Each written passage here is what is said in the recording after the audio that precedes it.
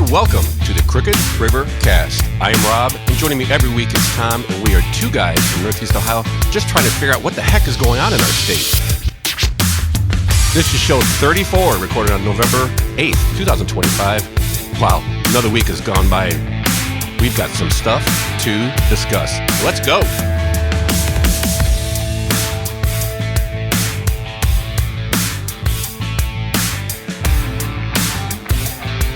Hello, Tom. Welcome to the show again. It's another week. It's show 34. In the morning, Rob. In the morning. You know, we're slightly delayed this morning. Slightly. I do love Apple products.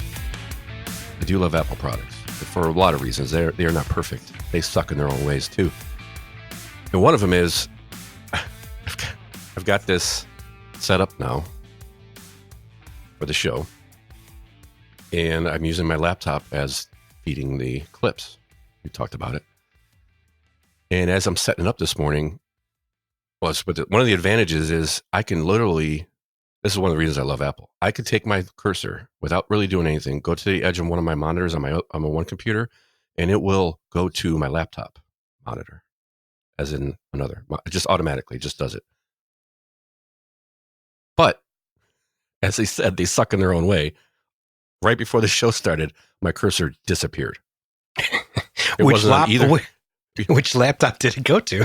Well, yeah. So I have the Mac Mini that I run the show off of, and then I have my laptop that I pipe in and to feed the clips, and it wasn't on either. I went, oh crap! Now what do I do? I can't do anything. Like I don't know. Like, do you know your keyboard shortcuts? I was going for that, and then it magically reappeared for some crazy reason. So it is not perfect. But, yeah, I get the same thing over here sometimes. But you know, I only have one monitor. So. Oh yeah, there's that. Occasionally my monitor will just turn it off. One of them will go black, and the other one will stay on, and I'm just like, what? HDMI. It comes back. Well, I have two monitors hooked up to the Mac Mini, and one of them goes through to an HDMI port. The other one goes through the USB. Yeah, well, one of them's the HDMI is probably blacking out. Mine does all the time. It is the one. It is the one first monitor that does it. It always comes right back. But same here. It's an Apple thing. I tried looking it up, and it's a multi-monitor thing. No, I get it. Yeah, I mean, I have Windows. Well, I had Windows computers for work until I talked to him and get me a MacBook for work. But it was the same issue. I would go to work and plug in my laptop, and one monitor wouldn't work. So it's a weird thing I imagine a complicated thing. But Apple does do it pretty darn good, because I hadn't really had any problems since I switched to a MacBook. One of the reasons I wanted it is because it's crazy how much business you do over text nowadays. And with a Mac, you can have your texts on your computer, reply, copy, paste, pull documents off of it, right off and drag them right into your computer. Yeah. That was the biggest thing. I was like, they're like, why do you want? I'm like, because you know how much business I do via text? Right. It's a stupid amount. It's just the way things are going. Everybody, quick that, and I'd rather have it in text than a phone call, because at least I have it in writing. And not somebody's. But that was another reason. And you know the other cool thing, I can copy something on my phone, go to my computer, and then paste it on my computer. I love doing that. Feels so futuristic. So futuristic. Futuristic. Yeah. The fact that you're talking about being on a desktop. Yeah, that's true. Hey. The boomers are at it again. Oh. So mean. Oh my God. So mean. But I mean, kind of true. But I don't know. I think computers are snazzy, man. I love computers. Yeah, they are. They are not the great savior that they told us they would be. Like most things, like they're talking about AI. Oh, geez, we'll get into this story later. But Oh, Anyway. yeah. We're supposed to be working 4-day weeks because Supposed of to be working computers. less, not to 8 o'clock at night because it's in your pocket. Yeah. Yeah. Hey, Yeah. good with the bad. So, everybody's still freaking out. Still got a shutdown going on. We are officially the longest shutdown in history, correct? Yeah, I think 30, I forget how many days we are on it now, but 36 days was breaking the record. So that was a few days ago. Yeah, that was a couple days ago. And all kinds of just new updates this morning on some of the stuff. The SNAP benefits, they're going to give half benefits. Now they're going to give full benefits. The judge says do this and do that. I'm like how much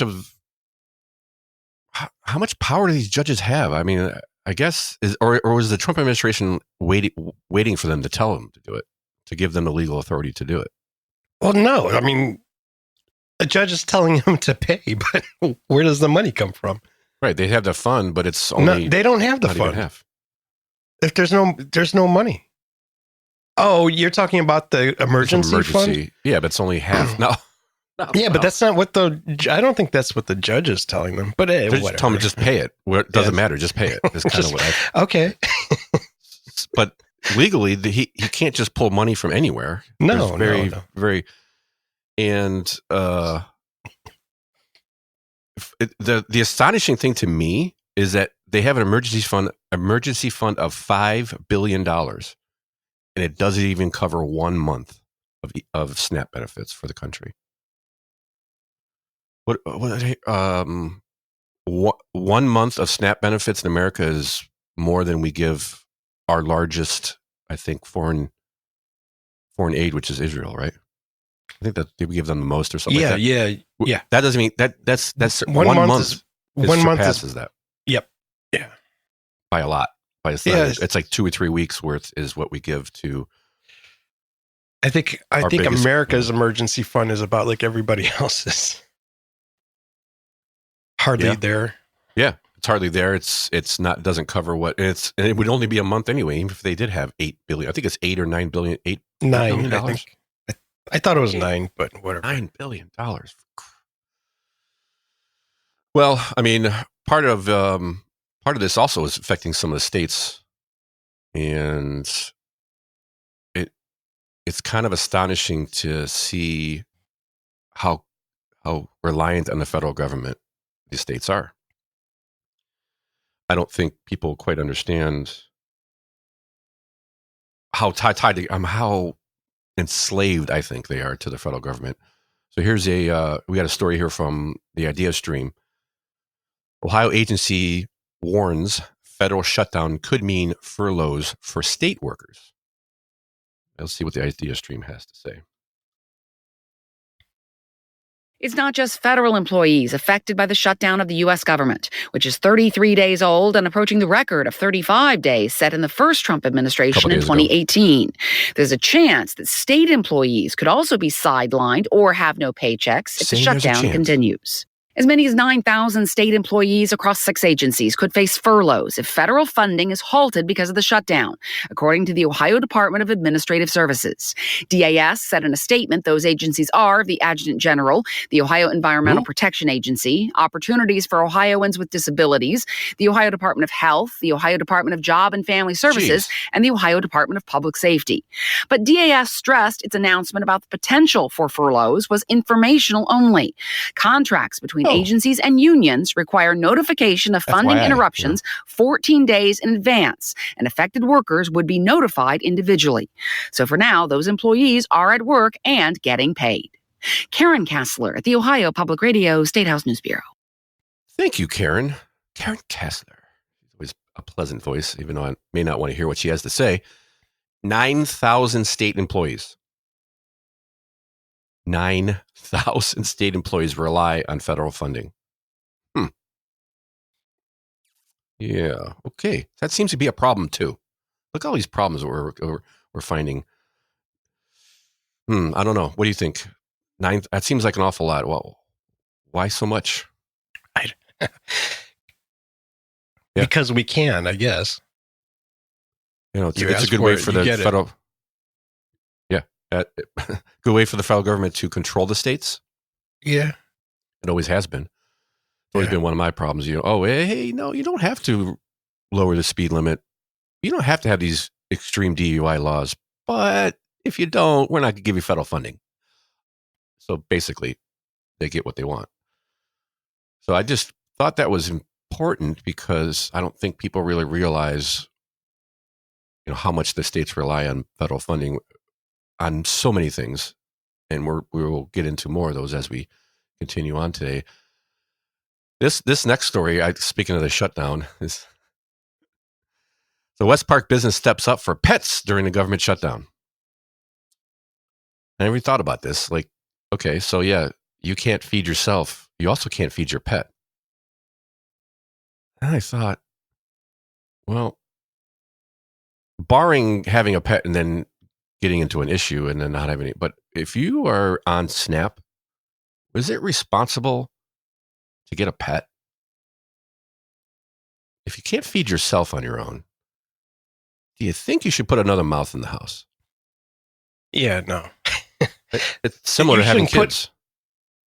Yeah, well, no, never. You can't not feed quite. yourself. If you're on government assistance, you shouldn't be procreating because you can't feed yourself. You're sure. You're right, but there's accidents happen. Thank you. I don't think I feel good. You told me this is the first 5 minutes of the show. You told me I was right. Sorry. Yeah, I was thinking the same thing. It's like, why do they have a pet if they're on SNAP? The only ones that I would think should get it are the ones that maybe got laid off and needed it for emergency, just for a couple months type of thing. Barring you had a pet and then you lost your job and needed on SNAP, and I get that, but I guarantee there's plenty of people out there that are on SNAP. Knowing that families are generationally on it, I'm sure this has happened. It's sad, and a lot of the pounds, the APL and stuff like that, they have programs and stuff you can check with them on it, but they're also expecting an influx of people dropping off their pets because they can't feed them. So there's also that. You got to watch out for that too. Yeah, I didn't even think of that. Yeah, they usually say that. Seen a couple of reports. They usually have an influx during the times like these, which I'm not sure we've ever had times like these. But so next little, watch out for those pets, and don't forget about feeding them too, because they. I'd rather have the pets getting snapped than the people. Well, I do. A lot of them, yes. I had a couple conversations over the week with some friends of mine who have family members on SNAP. I mean, it's a few different people, various ages and races and all that other stuff. So it's kind of, and surprisingly enough, most of them they were like, yeah, it's, I brought up the point we brought up last week. I said, hey, I hope people realize what they give up, that these SNAP benefits are not free, and you pay with your freedom, basically, your autonomy, because you're reliant on somebody else to feed you. And most people say, yeah, I get that. He goes, that, for dude's mom who is disabled and 68 years old. Mm-hmm. Okay, I get it. What is she doing now? Well, what's happening now? The community is coming together. Right. People are talking to each other, talking to their neighbors. They're checking with their neighbors to see how they're doing. They're going to church, donating what they have extra of, so they can maybe get something that they don't have. That kind of stuff. How long does that last? I don't know, but there are plenty of. Sorry, go ahead. Personally, I think that can go on forever. It's a community thing. Back to what we talked about last week. What happened before SNAP? Right. How many people starved to death before SNAP? For my limited searches that I took 30 seconds to do, because that's about all. Not many, if any, in 1920, before this, 1940. Not many people, if any, starved. I don't think any did, because they had community. And the more we rely on the government, the less we talk to each other, the less we rely on ourselves and rely on some big agency. And some businesses are actually getting into it. I put this one in the lineup for Swenson's burger joint. Love me a galley boy. Oh, so good. They are offering a free meal complimentary kids meal to households relying on SNAP who have been impacted. And I thought, wow, this is nice. But, I quickly came into a problem with this. I'm not sure how they're going to handle it, but you go into a Swenson's and you show them your EBT card and they will get you a free kids meal. Right. What if I got 5 kids? Well, Can it I might show be my card 5 times? It might be for each kid. It says 1 meal. For each kid. The meal. Anyone 18 or younger with a presenting SNAP household card. So that means for each kid. Qualifies for, finish it, 1 free meal. Anyone 18 or younger with a presenting SNAP household card qualifies for 1 free meal. So that means if there's 3 people under 18 in a household, they get 1. They each get 1. That's the way I read it anyway. Yeah, but actually, as I reread it, what person under 18 has an EBT card? Household card. Oh, okay. So anyone under, So you bring your mom's card and you get it. Yeah. Or I read it as they get 1 meal. No, I don't read it. It says anyone 18 or younger. Yeah. So if there's 3 18-year-olds in the household, they each get 1. That could solve the problem, but I think you get 1 per card. But I would say it might be up to the Swensons, actually, probably. Because, that could cause fights between siblings, so we wouldn't want to do that. But yeah, a lot of businesses are offering this free. If you show your SNAP card, you get free burgers, pizzas, all kinds of stuff. So again, the community coming together, and I think that's kind of cool. I'm not sure how long that's going to last, but it is something. It is kind of what I think hopefully will come out of this is people will maybe wake up a little bit and see the community that's around you that you can rely on, and you just have to sit there with a handout. Yeah, I don't see that happening. I don't either. I'm just hoping. I'm just hoping. On the same kind of, I kind of pulled this next story here, thinking it was because of the shutdown, but it's not, as I read into it. So thousands of refugees in Northeast Ohio are losing their SNAP benefits after federal cuts. And I originally thinking, that's probably SNAP, but no, it's not. That's from the Big Beautiful Bill, is it? It's from the Big Beautiful Bill. Yeah. And that started also on November 1st, which, Oh. Coincidence, maybe? Yeah. Maybe. Coincidence, yeah. Yeah. Or were they going, we're probably going to be in a shutdown at this time too, because they knew when it was, when that date was too. So. Oh, I think once something's signed, it takes a minute to go into effect. So November 1st, that also is the case with any refugees. So I'm like, what's a refugee? It's a very loose term. I'm told an asylum seeker is a refugee sometimes too. Somebody who just sneaks in across the border and says they're going to hurt me, then you're not a refugee. Does that sound about right?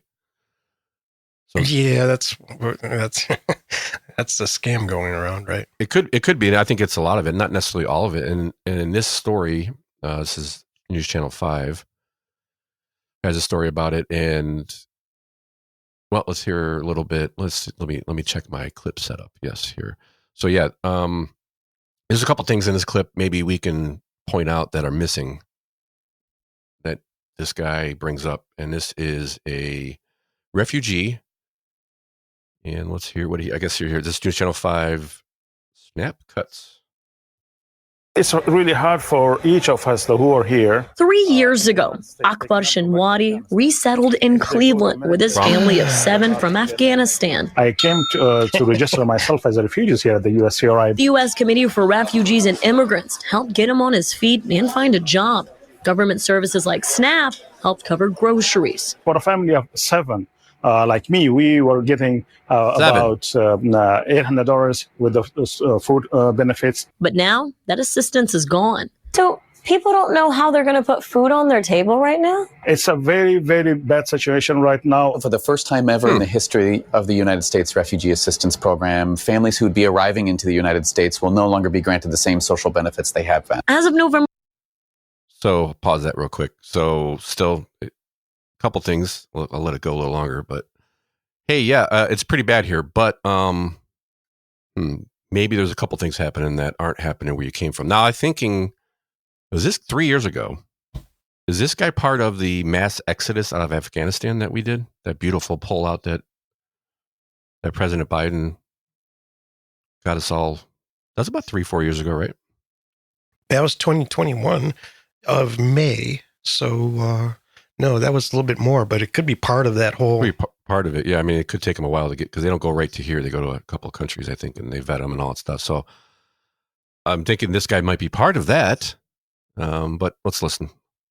November 1st, the federal budget bill called the One Big Beautiful Bill Act dramatically cut access to SNAP benefits for refugees. So a green card, we often call it, green card holder, had to be living here for a period of 5 years or under the age of 18 to continue qualifying for SNAP. Statewide, 13,000 refugees are affected, including about 4,000 here in Cuyahoga County. And SNAP isn't the only resource on the line. Next year, refugees lose access to Medicaid. For individuals who faced persecution and war, to come to the United States and face instability is something I think should all be concerned about. For Shinwadi, it's not only his clients who are affected, it's also his own family. How do you feel? Well, it's a pressure, sometimes 15 to 18 hours work that I'm doing and run for my family, because if I'll not do that, it will be really hard for me to have a food for my children. But for a man who came to the U.S. for a better life, he refuses to lose faith or believe that the country he loves will leave him behind. There is a hope as well there, because there is a humanity feeling in this country. Reporting in Cleveland, Nadina Busada. I love your country. Give me something. Give me free stuff. Couple things. Yeah, it's pretty bad. I'm not happy that you've got hooked on our benefits and now you're not going to be able to get them. That sucks. But the bonus here is, in America, you're not going to get bombed by your just because you're not as a certain religion or because you don't bow to the right God. You're not gonna get your head cut off. Oh yeah, you know what? I don't know if they told you this or not, but in America, unfortunately, both you and your wife usually have to work if you have 7 kids. So where's the wife? A couple of your kids might start needing to pitch in too. Yeah, at some point you should get old enough to pitch in, but where's the wife? Is she allowed to work? Does he allow her to work? Excellent point. Does he allow her to work? Oh yeah, and there's the whole no bombs things. You know, you ain't got to worry about Sharia law, or do you? Or do you? So that was very interesting to me that we're talking about 7 kids, which I get. You actually, with 7 kids, you probably need to stay home, depending on their age, right? To a certain point. But you're not going to afford daycare. Right, you can't take, yeah. So either kid gets old enough to watch them, or mom, dad have to watch them, or unless you have some family members. Okay, so get all that, but we want people to come. We need immigrants. I just don't think. Do we need more Uber drivers? No, we definitely don't need more Uber drivers. Okay, well, I mean, maybe because the less Uber drivers, the higher the cost of Uber. We need immigrants that have talent, a skill, and skill. Yeah. So no, we don't need randomly more immigrants. Right. That's where I was getting to. Exactly. Yeah. We need people, but we need people that can contribute. And maybe this guy isn't the case. There's the exact right case to be making this point on, because he is a quote unquote refugee. And if he did come from Afghanistan, probably a bad situation. Maybe he helped us in some way, and that's why he got out. I don't know. Yeah. Yeah. But again, eventually, you've been here 3 years. You've been on it for 3 years. Seems that way. This guy seems like a hard worker. I mean, if it's true that he's working all those hours, but yeah, So in Afghanistan, how many hours a day did you work? Did you work at all in Afghanistan? Could you even get a job in Afghanistan? These are all the things you're like, yeah, I get it sucks. And I get you're going to have to work hard. That's kind of the point, though. And everybody with 7 kids and no college needs to work hard. Very hard. And anybody with 7 kids, I should say, needs to work hard if they want to live on one income. It doesn't matter what, unless you're Elon Musk or from that class, you have to work hard. Yeah. Well, Elon has to work hard just to keep up with the amount of kids he has, because eventually they're gonna catch up and suck all of his money dry. Well, I guess I'm saying if you're from that class and maybe you're independently wealthy, everybody needs to work hard. Elon works hard. Yeah, I was gonna say he works hard just because he likes to work hard, but he doesn't. He just pops kids out because he wants to keep the population up. That's what he's. Oh, he's crazy, but yeah, well, I think he's not crazy. I agree with him, but he's nuts. Yeah, he's not doing it because of that. He's doing it because I don't even know about that. He's just hooking up with chicks and they're getting pregnant. I think this seems like the thing. I don't know. Just calm down. Don't be daffy. Don't be. Well, never mind. I'm not going to finish that. What? Oh yeah, don't be daffy. Don't be silly. Slap a snakeskin on your willy. Well, he doesn't need to, and he likes kids. Well, that's what I mean. He's not. Oh, I'm just no, Elon. You do it because you like it. It's fun. If making kids wasn't fun, we all wouldn't be here. So anyway, wow, what a rat hole we got down on that one. So anyway, SNAP benefits for refugees gone. I think you have to hit a certain milestone to start getting them. You have to be here for a certain amount of time, or if you're under 18. So could his kids get SNAP? I don't know. I don't know, but yeah, I thought I'm like, oh, the refugees. Oh yeah, no, that's big, beautiful bill. And next year they will lose Medicaid. So unless something changes, I think, is that one of the things that we're arguing about in Washington is healthcare for illegals. Pardon me? Healthcare for illegals was part of the thing that the Democrats are. I don't know if it's for this stuff, Medicaid. That's what they said next year. Medicaid, that's healthcare. So I don't know if it's for refugees or if it's for. Well, that's my problem with refugees. A very loose term. Nowadays, it is. Yeah, exactly. So they would call them immigrants, right? When they're not, they're illegals. No human can be illegal, Tom. Sorry. So 13,000. Yeah, they got that trick of like people that come over the border illegally. And then they seek asylum or, claim. You're a refugee then. Yeah, exactly. Because you're claiming asylum that you're being persecuted. So you're a refugee. Very similar to this guy. Now, I would say maybe in this guy's case, he may have a legitimate, because he did come from Afghanistan. So it's not like he snuck across the border. Well, I don't have anything against this guy. It's just, maybe instead of level, giving them all that stuff, tell them to go to school or something, learn a trade.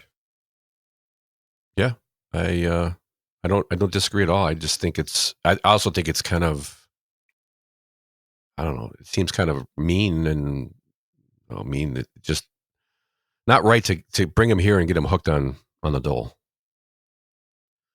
Seems not. Well, how else do you get them to vote for you? There you go. Yes. So like I said, 13,000 refugees in the state, 4,000 in Cuyahoga County alone. So that's what we're dealing with. That's quite a bit.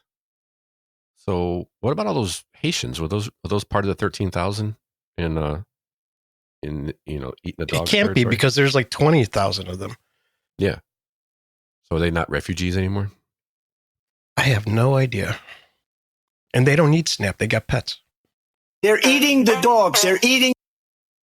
Yep. Because they eat dogs and cats. That was debunked, Tom. That's okay.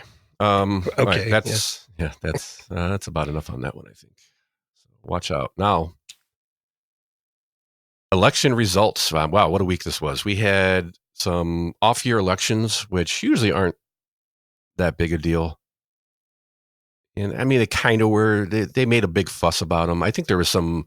We had talked earlier in the week. I think there was some low-level surprises around the state. And okay. I mean, there was a couple of things that popped in my feed that were independents bumping out incumbents or bumping out Republicans who are running, but I don't think they were independent. And that happened all over a few different parts of the state that I saw, at least. I did comment on, wow, Bowman, J.D. Vance's stepbrother, got like 20% of the vote, 21% of the vote in Cincinnati. It's thinking, wow. It's Cincinnati. I know, but it's the president's stepbrother or vice president's stepbrother, right? We figure it doesn't even have put him up. He doesn't even have the same last name. Yeah. And they didn't, they must have not put a lot of money behind that. That's for sure. Right. So that was my initial thought. I was like, wow, it's the vice president's stepbrother. Why they couldn't even get a quarter? You couldn't even get 25%. And then as I did a very little bit of digging, yeah, it might be because, I don't know, in past years, the Republicans haven't even ran a mayoral candidate in Cincinnati. There you go. So, per the if I had a ding ding, I would ding ding. There you go. I was more like going, well, it's the GOP, so of course. Nobody does it like you. They definitely That's suck. the GOP. But you gotta also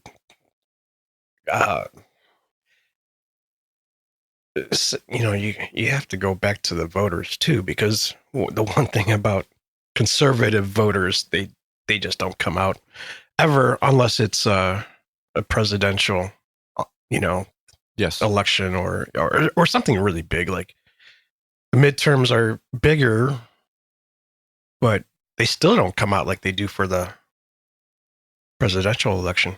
Yes. Yeah, it's different motivations. That's why a lot of times you get crazy stuff on the ballot to get people there, and Republicans do it, Democrats do it. Yeah.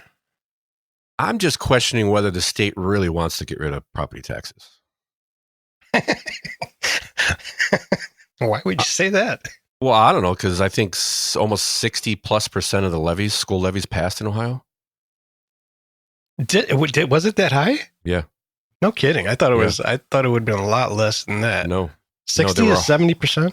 108 levies. I think I have a clip somewhere we probably should play, but 108 levies across the country. I didn't see the state. Can't talk. And just school levies. But if you look at the story from the idea stream, I conveniently put out of order, but there's all kinds of levies that passed that weren't school related. Health and welfare mainly being one of them. Over and over. Summit, Ashland, Columbiana, Huron, Richland, Tuscarawas did a few of them. I think Tuscarawas had 3 non-school levies. It's issue 1. It doesn't approve renewal levies in Summit, Columbiana, Huron, Richland, along with replacement levies in Ashland, Tuscarawas, increases of alcohol and drug addiction and mental health services board of Tuscarawas and Carroll counties passed. I'm questioning whether people really want less taxes. They keep voting for more. Well, I'm going to say I'd love to know how many people came out to vote. Yes, and a lot of these levies barely passed. There was one in there that was like 50 point something percent. I think that might have been. So let's see here. We'll go down here. Ashland passed 59%. Summit issue 1, which was again, what is this one? Is healthcare resources, that kind of stuff. Most of this is all that. 57%. Ashland passed 59%. That was a $35 per $100,000 value. So conveniently, they leave out the numbers of how many people voted. Because I saw what came out in my city. Yeah, it was low. Low. I mean, like a couple thousand. In some cases, I was under 1,000 in my city, and that's under 10,000. I saw some had 4,000 against 3,000 for that kind of stuff. Or but I was even less. I guess what I'm saying is it was under 20% of the normal. Yes. The whole statewide it was, I think it averaged about 20%. Right. Statewide. Yeah, that's awfully low. Yeah, 68% of levies in Ohio won. That's why I wrote down in my notes. Low turnout average is about 20% of the vote. If you don't vote, can you complain? No. So the scary part is a fifth of, so 108 school boards had levies in Ohio. That's not even a fifth of the school districts in Ohio. There's over 600 school districts in Ohio. So this tells me, I don't know, property taxes aren't going anywhere. I don't know. I think you're jumping to conclusions real quick here. I just probably that's kind of what I do sometimes. I do. But 68% passed another school levy. 68% that were up. Yeah, 68% of the people that were motivated to go vote. Yeah, that's big, but I mean, it's not that big just because I don't think that many people voted. And the people that are lazy to go vote, are the ones that don't want taxes. You're not making it any better, Tom. That doesn't make me feel any better. No, but I'm just saying that's a big part of the problem. Yes, that's when it's like an off year or like a really quiet point, a real quiet polling day around your town. You really should look at what's going on in your city and I'll tell you the truth. I didn't go vote, but there was nothing that was taking money out of my pocket. Right. So I was like, and what they were voting on was more procedural things of how city council works and stuff. So I really didn't have a stake in it. That I put it this way. I just didn't care. It didn't make a difference to me. But it doesn't in a lot of cases because. So I went and voted because we had a school levy. Right. If I had a school levy, I would have gone and voted. Yeah. I filled that oval in so dark, I almost put my pen through the paper. It was like a pool of ink that was pooling up, and I had to stop. And your school district failed. So. Yep, it was one of the ones that failed, and. But the other thing is that's the only thing I circled in. Why? Because. So for city council, there were 3 people up for city council, and you had to pick 3, or no more than 3. There were 3 seats available for city council, and 3 people running for city council. So what's the difference, right? Why am I voting for any of them? A, right. I don't know who they are, and B, it doesn't matter. All they have to do is vote for themselves, and they win. So, and judges is the same way as one judge. It's like, okay, well. My wife's like, why do they do that? Why? She goes, what? If there's only one person voting, why don't they just? I go, because it's the law. You have to actually be voted in. You could be one vote, and that's it. That's all you need. They can't just appoint them, so they have to go through the process. I do the same thing with the Cuyahoga judges. I mean, they often don't have somebody running against them. But if you notice, I'm thinking of what happened in a lot of these cities. I drive through your city. Almost every day. Yeah. And I did not see one sign for school levies. I spend more time, obviously, in my city. But there wasn't as many as there usually is. You're absolutely correct. Yeah, because usually lawns are, I wouldn't say filled, but yeah. There's something going on. I couldn't tell there was anything going on. So you're pretty lucky that it didn't pass. It wasn't even close to passing. And I think a lot of these cities were like that. Maybe people didn't even. Maybe the most they pay attention that something's going on is if they see a sign. Yeah, that's a good point.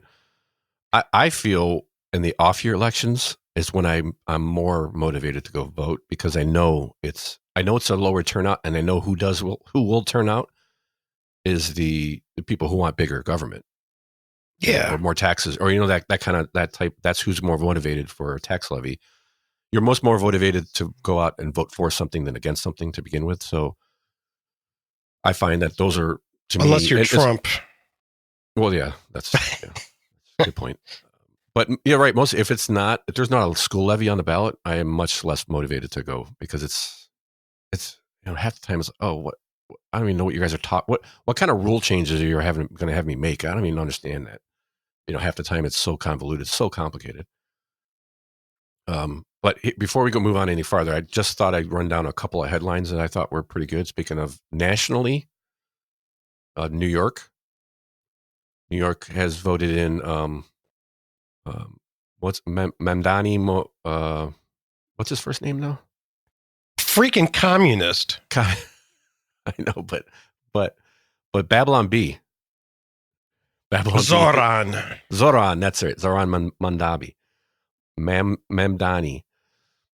So here's, I just want to, we'll put a couple of these in the show notes so you guys can check out, but Babylon B has a couple of headlines there. So headline one is Mamdani moves mayor's office underneath children's hospital. If you don't get the reference, Hamas, that's where they put all their headquarters, under hospitals, and especially children's hospitals. All right, next one is New York's elderly Jews torn between man who will kill them for being Jewish and man who would kill them for being elderly. Cuomo and Mamdani. Yeah, no, that was the most ridiculous election. You got a guy who can't. There's no way he can win because he wears a beret. I mean, you got that, and then you got a guy who killed a bunch of grandparents, and then you got a communist. The guy was just threatening to kill you, so I guess he's lesser of two evils. I guess that's what they went with. And I think what was one of the posts I saw? Somebody posted a picture of the Twin Towers on fire. Yeah, and then picture that 25 years and we've forgotten. I think Tim Pool said no, incorrect. They have not forgotten. They've been conquered. Yes, that's Tim. And I think now is officially only 48% of the people living in New York were born in New York. Yep. So that's conquered. Look at Dearborn, Michigan. Dearborn, Michigan. That's where we've had a couple of stories. I think we had a story where they literally have the call to prayer. Yep. In places in Michigan. And the final one, because this is a good one. Zoran Mamdani horrified to discover he now has a job. People are so easily fooled just because of a little bit of charisma. Yes, and my favorite wording. Yeah. My favorite thing is that he promised free buses and faster buses. Yes, magically. Going to put bigger engines in and make them go faster. Boom, boom. Despite traffic. Yes, they put plows on the front and just pushes all the cars out of the way because free buses. I mean, I just saw something on New York and their subway system, and and I know I got a buddy of mine goes there for business, and just to go into town, if you go in below a certain block, it costs you $9. Yeah, to get through, and they're trying to use this to pay for revamping the subway system because it's horrible. I think it's $9 each way, right? Each way, yeah. Pretty sure. It's Easy Pass, so most people just don't even know. You just get charged $9. Yeah. And lastly, of course, just to wrap it up, Mayor McCheese was reelected for the 60th straight term. So what? Mayor McCheese. Oh, he beat the burglar a 60th straight time. So there's that. Anyway, back to the levies. Just in case you're wondering, when they talk about per 100,000,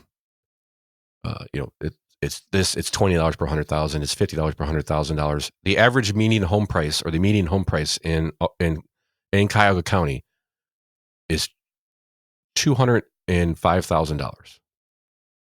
So you guarantee pretty much going to have at least double whatever they tell you, because your house is 50% chance you're above 200,000. I think in the suburbs it's 245,000.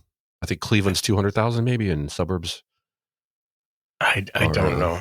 I had a chart here and I forgot to put it in there. Yeah, it's something like that. But it because is median and median average are similar, but not the same. Yeah, something. Yeah, I forget how that goes. Yeah, county-wide is 190,000. Only the suburbs, which would take out Cleveland, I would imagine, is 245,000. Wow, look how much that goes up. And if you think, we talk a lot about Cleveland, and we're like a Ohio's kind of show, but we do talk about a lot of Cleveland and Akron and Columbus because there's a huge reason that you should pay attention in those elections. Unfortunately, you have no power. But here's a clip from the Republican candidate for the Cleveland mayor race, who, I mean, I think she did a little better than Bowman in Cincinnati. I think she got like 25%, 26. But I just thought, what do you think about this statement? Because I think it's pretty true. But we have a situation here in Cleveland where and I say we in Cleveland, but I want you all to know that live in the suburbs. Cleveland is your hub, okay? And because we're your hub, you have to understand that what happens in Cleveland may not affect you today, but it certainly will affect you.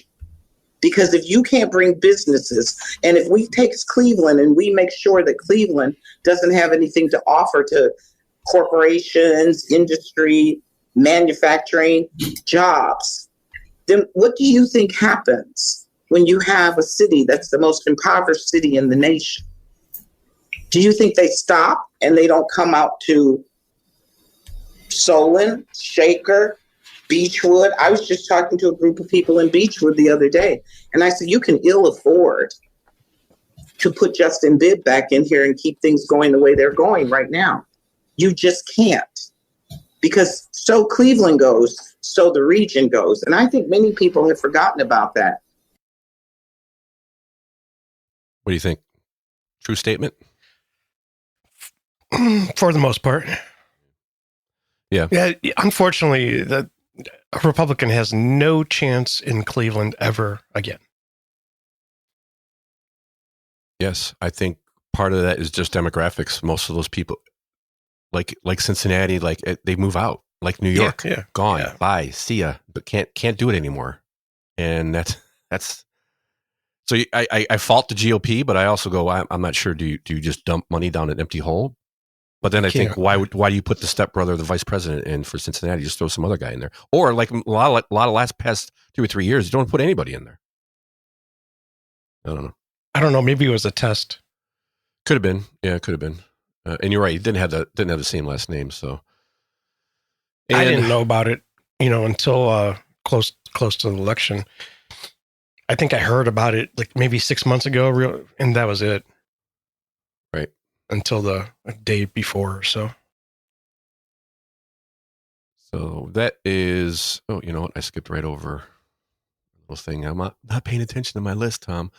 So we'll get to that. But levies.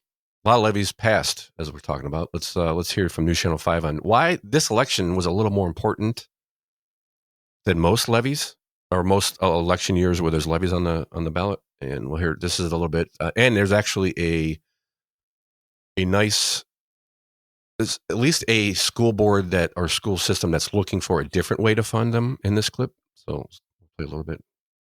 Superintendent Dr. Scott Hunt explains that this is due to the state cutting nearly $3 billion in expected school funding. We continue to lose money and costs to operate the district continue to rise. If we were to pass a levy, then we don't necessarily have to ask our taxpayers again to support us. For residents, this would mean paying $20 per month for a home valued at $100,000. When Parma's previous levies failed, they would just put them right back on the ballot. But the stakes are higher this time around, because if they and the 8 other schools with emergency levies fail, they won't be able to try again. Legislators changed state law so that districts will no longer be able to put emergency or substitute levies on the ballot, or request an increase to a current levy. Lawmakers say it's to provide much-needed property tax relief to homeowners. And some school districts, like Amherst-exempted village schools, say they understand that. Their voters will see a proposed 5-year operating levy in the form of a 1.5% income tax. There is a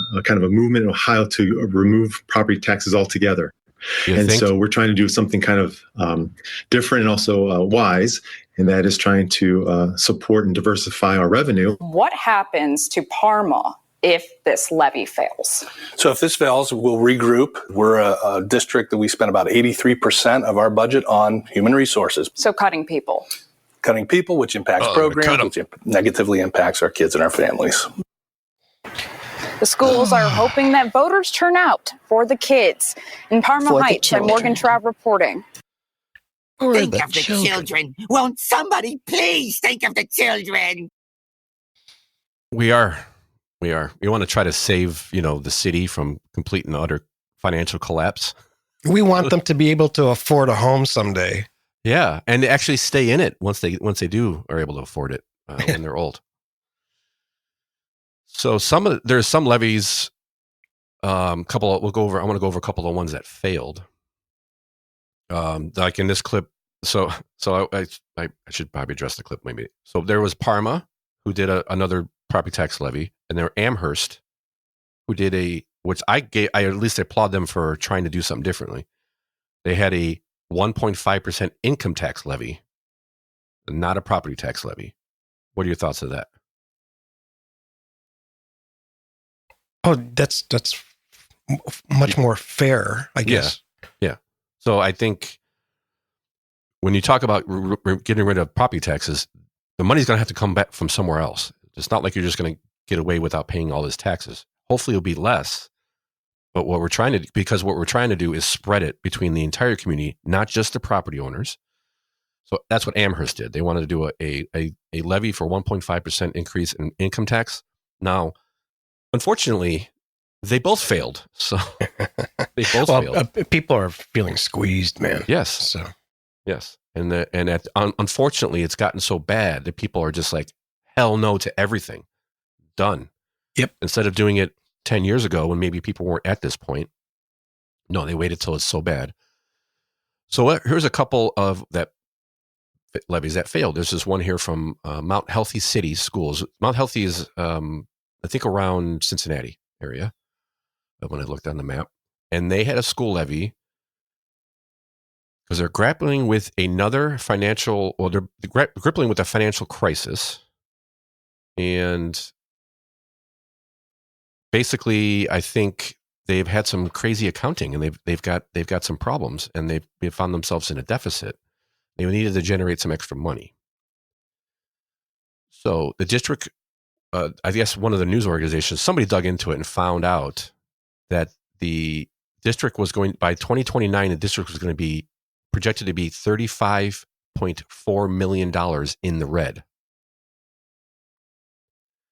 So they have in the news clip or in this article, they're talking about accounting errors. And I even comment, I think, on the X post where I found this at. What is an accounting error? Please be more specific, because this seems like they need to inflect a bunch of cash or infuse a bunch of cash into the school system because of an accounting error that puts them $35 million in the red. Okay, what does that mean though? Well, I think the crisis kind of. So I try to figure out where did they go? Where did they go wrong? What was the crisis? Because it doesn't say in the article, which is actually a bunch of crap. And I'm fumbling around here because I forgot to copy and paste my research into the thing here. So there you go. So Mount Healthy Schools faces deep cuts because of an accounting error. What was the accounting error? They had basically thought they had a certain amount of money to spend, but they really didn't. They had a lot less to spend. So the district submitted a 5-year budget forecast that dramatically overstated available funds. For fiscal year 2023, officials projected that they would have $19.2 million in resources to operate the district. Okay. What was the figure supposed to be? $673,000, creating an $18.5 million discrepancy. That led to unchecked overspending as leaders operated under the false assumption of ample funding. Cincinnati, what are you doing? Huh. So they've now pushed out a couple of school board members, put some new ones in there. Has anyone gone to jail? Has anyone been investigated? It seems like an awful large error. Correct figure was 674,000. They thought they had 19 million. What were they buying? And no one questioned it. I can't imagine in 2022 it was anywhere close to $19 million. Or 2021 or 2020 or 2018. So I would imagine that 600,000 is about it's gone up a little bit every time. And then all of a sudden you got 19 million. And everyone went, oh, cool, let's go buy some stuff. They rejected that levy. And as the new school board members are saying, well, we kind of get it. They don't really trust us. And no kidding, really. Another one, which is the Lakeside High School, was rejected. Now this one's a little bit of got a little twist in it. So Ashtabula, Ohio, the school district is a school district in Ashtabula. Tuesday night they voted down by more than 75% against the levy. Well, there's a reason for that too. So they had an emergency levy because they had a roof collapse at Lakeside High School. I think in December of last year. So they were having this levy to help replace and fix the school and restructure and and fix the roof and all that stuff. Because the insurance company is refusing to pay. Liberty Mutual experts have consistently downplayed the extent of structural damage, attributing the collapse to pre-existing infrastructure problems rather than the storm, despite independent engineering assessments concluding otherwise. Liberty Mutual refuses to accept the district's expert findings and correct the position.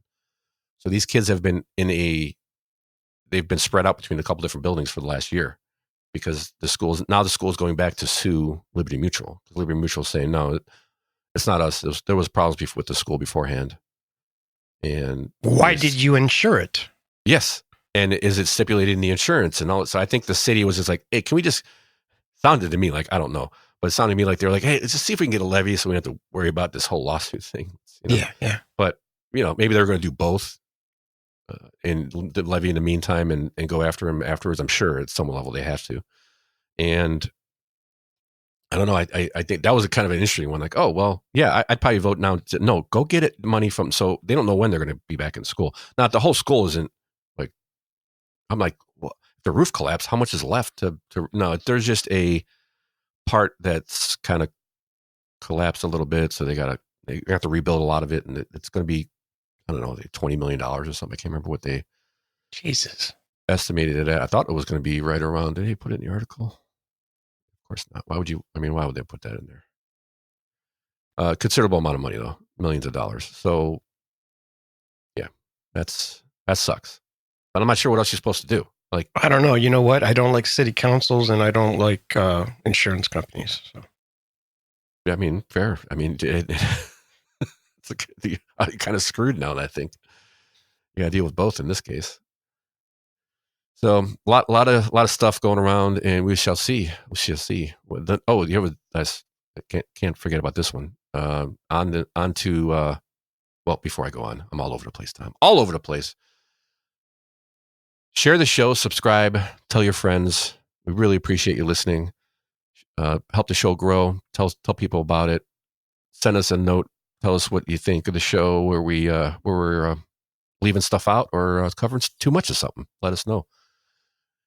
And subscribe. Go to crookedrivercast.com. Go to your favorite podcast app. Ooh, careful. And like I said, thank you for listening. Appreciate it. All right, one more levy story before we go any further or get away from this part. And it is a bill in Ohio to ban libraries from putting levies on the table, putting levies on the ballot. So I don't know who has authority to put. Is it just the library, or is it What they're saying is Ohio House will soon vote on a Republican-backed bill that would allow counties, cities, or other local governments to block library levies from the ballot. So I guess for me, when does the library just do it, or do they fill out a piece of paper and it just gets put on? There's no process of approval. Seems that way. It's definitely going to hurt libraries, Tom. You know how I feel about those. Bill 137, in case you're wondering. How do you feel about libraries, Tom? They should be privately funded. Yeah. This to me, added on to all the other stuff we just talked about, it brought something to my head. And levies today are kind of like streaming services. Like 1 or 2 is not bad. But 16, I'm paying more than I paid with cable. Why? Enough is enough, people. That's what this says. Enough is enough. You can't keep going back to the same well over and over and over again. Like, come on. How much more can you put on property owners? Taxing me on something I haven't got anything for. So that's what this basically says. And they're crying, they're crying. Oh no, we're going to be,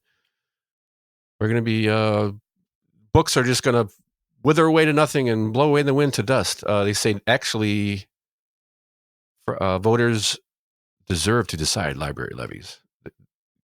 Yeah, but the people we put in office should at least approve it, and maybe there should be a check somewhere to make sure you actually need this money, or you need it exactly what you're saying. So they say levies are averaging 1.2 mils, which was that $20? I mean, that's considerable. You're talking $5, $10, $15 a month, maybe, depending on how big your house is, how much your house is, and have passed by a percentage of 92% over the last 15 years. Again, people say they don't want property taxes or more taxes in general, not just property taxes. But they voted him in all the time. And I mean, I can't remember the last time I voted for a tax increase for me, but people do it all the time. It's weird. It's for the children. For the children, Tom. For the children. That's how they get them. Yeah. Yeah. Even though I can't imagine library usage is all that high anymore. Maybe it's better than it was, but I don't know. Yeah, I said yeah. So they're going to do that. Again, it's just there has to be some checks and balance on this. They can't just willy-nilly put this stuff on there. So they're poorly run. They should be privately owned and operated, and you'd have great libraries. Yeah, but maybe not every. You may have to drive an extra 10 minutes to go to one, Tom. It can't be one on every corner. Maybe. I don't even know. I don't know. Maybe not. I mean, yeah. That's how they started. Was philanthropy. And that's stuff with the levies. I'm all levied out. What about you? I'm all levied out. So next we'll go on to something way more exciting, Tom. Way more exciting. Redistricting. It's finally over. And I think the Republicans they did a great job because everybody's pissed off. So the Republicans say they didn't do enough, and the Democrats say they did way too much. I even have a little clip we can go through. This is redistricting. It's from a couple weeks ago when they were having their meetings, and maybe you can see why the GOP kind of pulled back on their plan. I think they were expecting to get at least 1 or 2 more districts that would lean Republican, but after this, I can understand here. Glad it's funny to you people. Well, I go to sleep at night. Represent the Constitution. Represent the people. Either one. Why not? Represent us and stop silencing us. That was after one of the meetings. They all had purple shirts on. Like, my question was, who bought the shirts? Yeah, no shit. So why did Republicans not pull the trigger on more? I don't know. seems as though they pulled back, and instead of going, they were going to go 13-2, and they went 13 to. No, they went 13. Right? They went 13-2. They were going to. They did what they were thinking of doing. I thought they pulled back on one of them. Oh, they were going to go 12-3. They went 12-3, right? I forget. Yeah. They went 12-3. They were thinking about 13-2. This was probably the thing to do if you wanted it to be bipartisan. Yeah, they had to get a couple. They had to get at least one Democrat to vote for it. They were really mad at. Democrats were really mad at it because they shouldn't have voted at all. But I think if they didn't, they would have had even less say. Yeah. Because it would have went to some committee or something, and it would have been all GOP. GOP is taking legislation next month. Yep, I think 13 is what that. I thought it ended up being 14, but I think I'm wrong on that. Never heard 14. Or the Republican. I just felt like the Republicans pulled back a little bit. So I kept. I think they did with the way they districted it. It still favors the Republicans, but it gives Democrats a fighting chance. Yeah, that's a good point. Yeah, that's probably what I was reading. Yeah, and then the one there's a Coughlin. He bowed out because of the way they redistricted it. Maybe that's where I'm getting it from. So there was one candidate in the 13th district, which includes Summit County, which was redrawn, and he basically going to back out because he didn't last time. This is Sykes district. They're trying to get. This is one of the things they were trying to get her out. I think or make it easier to get her out in the 13th district. They gave that up.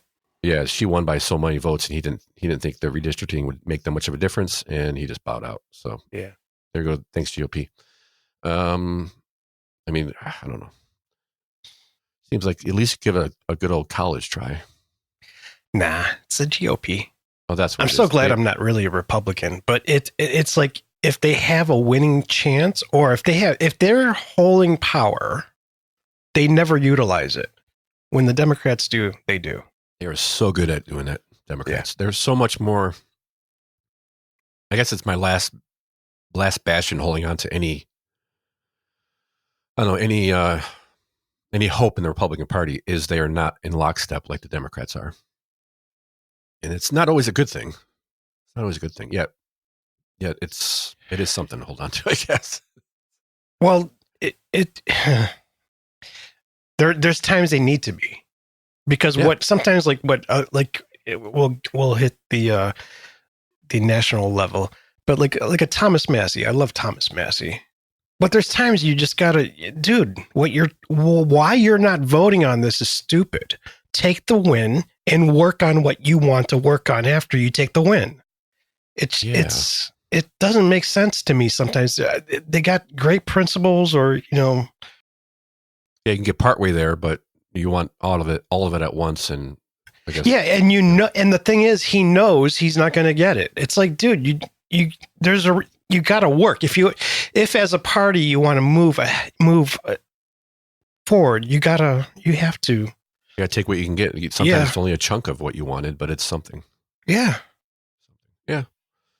And there's that's part of the Republican Party that at times is good, but at times I love those guys. Like Rand Paul and Thomas Massey, and there's a handful of others, and I'm just like, those are good. I don't agree with them all the time, but they're about 90% of the time I do. But I just don't like the way they handle themselves in the party, basically. Yeah, put up a fight. We get it, but there comes a time when I don't know. There comes a time you can't win it, and you'll never be able to win it. So figure it out. Yeah. I don't figure out how to work with the party to get what you want eventually. It doesn't have to happen right away. Sometimes you vote just like you're voting against your own party at times, helping the Democrats because you think the Republicans are spending more. But what will happen? The Democrats will eventually spend even more. So I don't get it. I don't, you got to be able to work within the party at least. Unfortunately, in the system we have, which is Not the greatest, but I mean, look at other places around the world, and it's now less chaotic most of the time. I mean, you look at Canada and Europe, and it's like they're crazy. No, I still believe we have the best system, but it's. I think sometimes we could use a different voice, not just all two parties. The Republican Party is like two parties. Yeah, that's the thing. Especially now, it is. Anyway, so there's that. Redistricting is back. We don't have to hear about it anymore. And now California's going crazy. They passed their thing. They're going to redistrict. Oh, no, there's going to be more Democrats. Oh, no. But they may get more seats and balance it out. So there's all that gerrymandering stuff. So that's all so exciting. And now we're done. Okay, got through that. All right. Next on the list is a bill in Ohio. Ohio lawmakers want to make sure no one walks down the aisle with a robot. Tom, is robot love real love? Oh, no, to somebody it might be. To a lot of people it might be, yeah. Yeah, you're in the mental hospital, or you should be. House Bill 469. Oh. It's House Bill 469. I just noticed that. I don't know why I would bring that up and why that would make me stop, but figure it out. It's weird. It's weird there would be 469. Would declare the artificial intelligence system can't be considered people, meaning they can't marry, own property, or act as someone's legal proxy. I think this is actually pretty important legislation, as much as we're going to make fun of it, because it's kind of a no duh. But I think we need to put it in place, don't you? The way things are going. I don't know. I think it's a waste of my tax dollars right now. Well, not when you consider Kim Kardashian blames AI for her failing her law exam. Well, she argues with it, Tom. Yeah, okay. I yell at Grok sometimes. She argues with it. She has a toxic relationship with ChatGPT, she says. I think she's being a little funny, but I don't think so at all. I could see. I mean, she's going for a law degree. Well, bravo. But the only problem is you're trying to use ChatGPT, and it doesn't always give her the right answer. Yeah. What is that? You don't think there needs to be some sort of outline to, somebody can't give. Forget the love part. Somebody can't give their AI bot their power of attorney.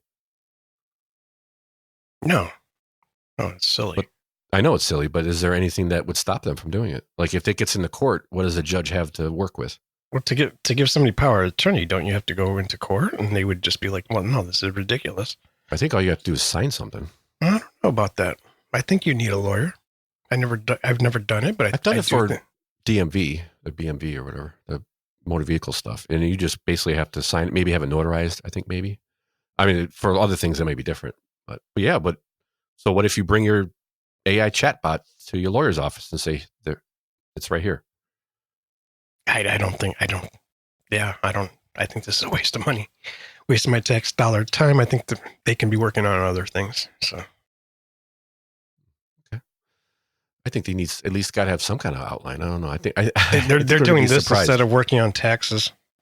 Well, yeah, but doing a lot. They can do more than one thing at once, but they don't. Have you ever talked to any of them? I get you. They don't, but they make it seem they're stupid, but like they're stupid. But I don't know. I don't know. It seemed pretty funny to me that they had to. I think it's funny, but I think this. Somebody's going to try to marry their chatbot.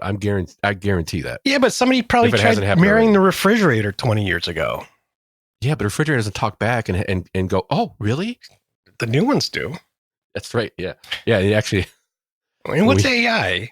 Again, AI is just a BS term for it. It's sure. Regardless, machine learning, AI, same, whatever. That's speaking of that, when we bought a refrigerator years ago, it was when they were coming out with the screens, the big screens on the front. Mm-hmm. I mean, they're not as expensive now, but they're way out of price. The kids were always like, "Oh, we got to get one with the screen." I'm like, "Heck no." Now you have to go in and opt out of the ads that will randomly show up on your refrigerator. Yeah. Well, everything's turning into that. Yeah. So I think there's a pretty good Black Mirror episode about something like that. More than one, I think. Yeah. And speaking of AI, there's a we talk about power shortages all the time, or the power problems we've had with data centers and robot love, and did I not put this? Oh, I got going out of order again. Jeez, I'm horrible today. Just want to take this moment to thank you for listening to the show. Really appreciate it. We know that your time is valuable just like ours is, and we do appreciate everybody who listens, especially if you've gotten this far into the show, halfway through almost, or more than halfway through. So thank you for listening. Check out crookedrivercast.com. Check out the show. I mean, you can check us out on X if you want and figure out why that's important. And send us a DM, send us a story if you see something. We'd love to hear from you. Thank you for listening.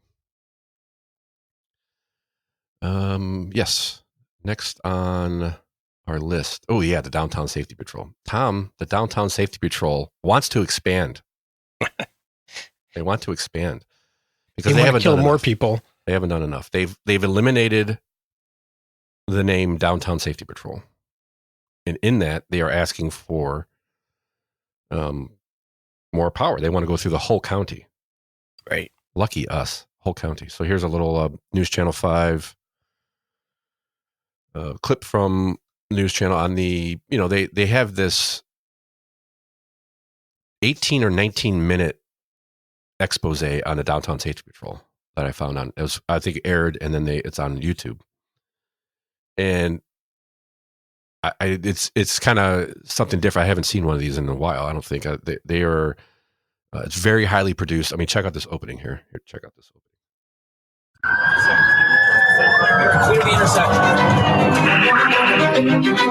Two deadly chases. One deputy behind the wheel.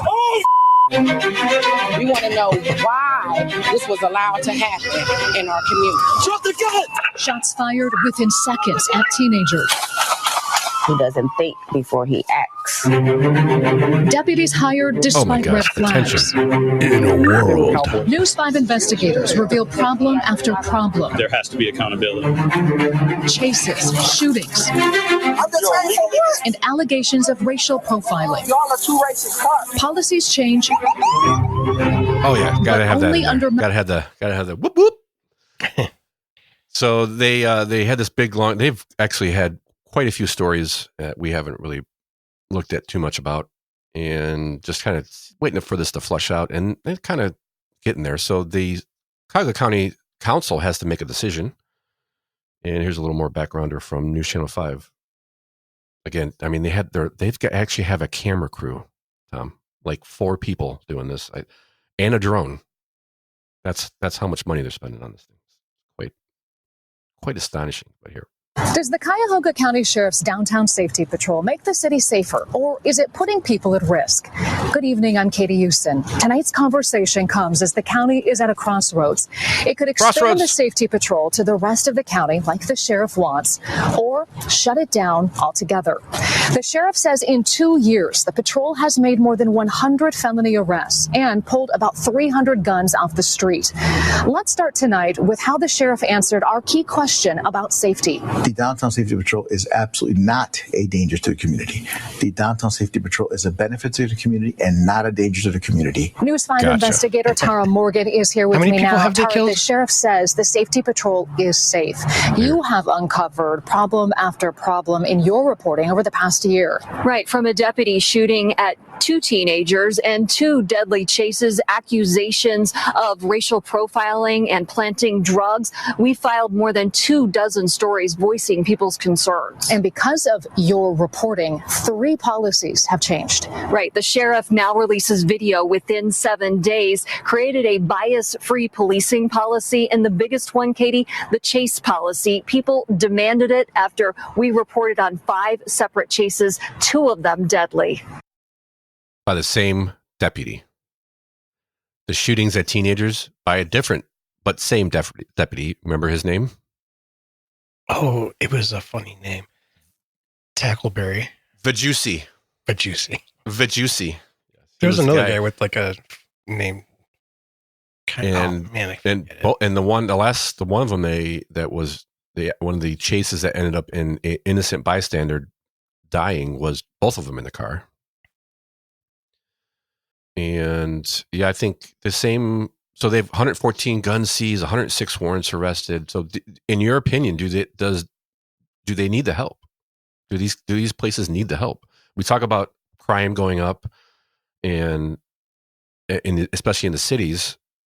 Okay, it says 114 guns seized. That doesn't tell me anything, though. No.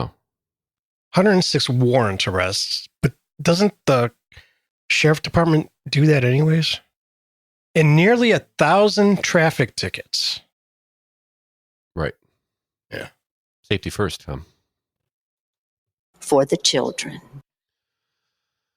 And I think, I don't know what the county's going to do. They're kind of, I bet they're going to, the part of the problem is they need more money. There's not enough money in the budget. They were complaining about just the money they're spending on the downtown safety patrol. Now he wants to expand it. He wants to add another sergeant and a couple more deputies. How about do a good job first? Well, and that's the key, I think. I think we can say that there are a lot of cities, especially in Cuyahoga County, that need help. Where? Crime? Tell me a little bit more. Downtown. Well, downtown, but now they want to expand. Right. Well, why do they want to expand? I want to know. Well, I mean, Euclid could use some help, I would think. Lorain could probably use some help. The cities that are just on the outskirts of Cleveland. But that's not part of Cuyahoga. Well, Lorain isn't, but yeah, Euclid. Is Euclid, is that Lake or is that Cuyahoga? I'm not sure. That's Cuyahoga County, pretty sure. Yeah. I mean, we talk about bringing in the National Guard and all that stuff. Is this a better solution? I'm looking at the results. I'm not looking at.